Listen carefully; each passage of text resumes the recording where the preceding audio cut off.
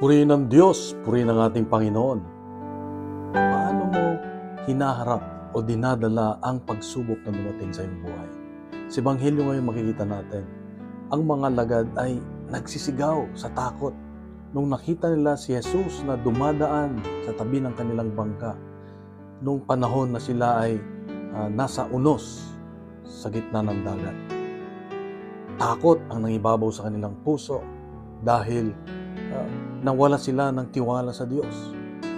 Ngunit dito naman makikita natin ang paalala ng Diyos sa atin ngayon na kapag tayo ay natatakot, kapag tayo ay may pinangangambahan sa buhay, dumarating ang Diyos. Ano lang ang gagawin natin? Magtiwala sa Kanya. Magtiwala.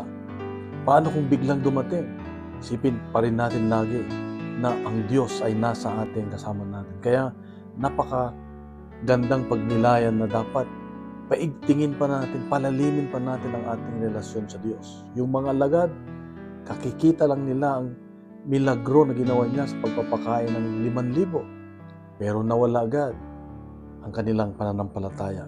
Pero dito may paalala ng Diyos sa atin.